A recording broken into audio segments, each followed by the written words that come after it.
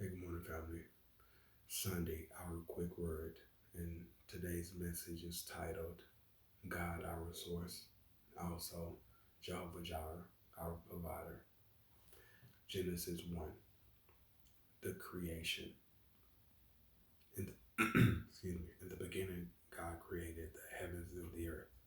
Now the earth was formless and empty. Darkness covered the surface of the water depths, and the Spirit of God was hovering over the surface of the waters. Then God said, "Let there be light," and there was light. God saw that the light was good, and God separated the light from the darkness. God called the light day, and the darkness he called night.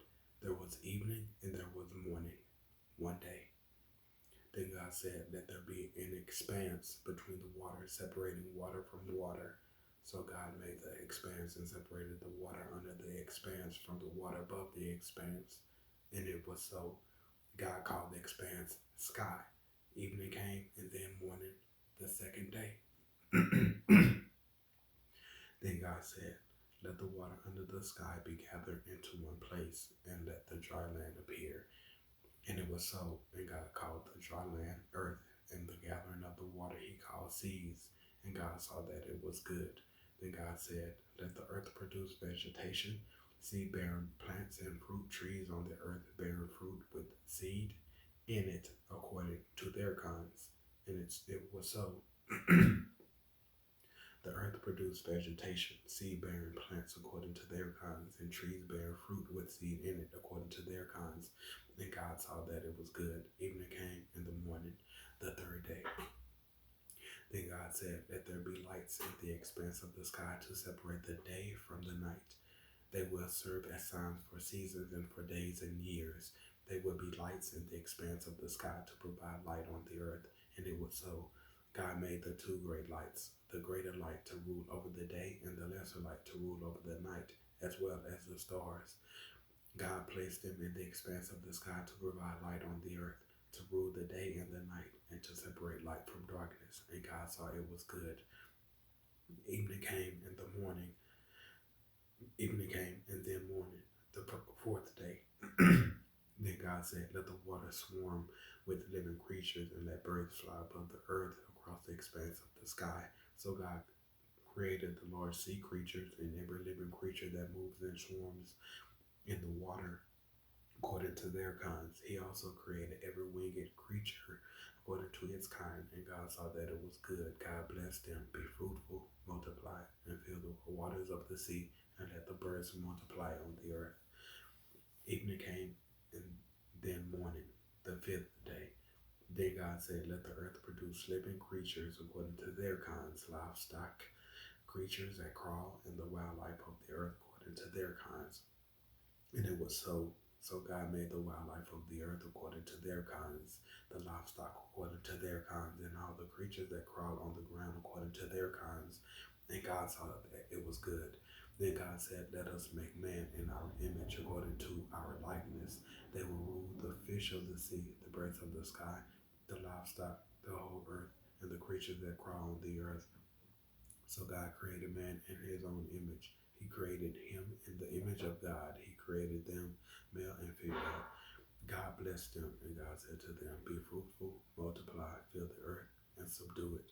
Rule the fish of the sea, the birds of the sky, and every creature that crawls on the earth." God said, God also said, "Look, I have given you every seed bearing plant on the surface of the entire earth, and every tree whose fruit contains seed.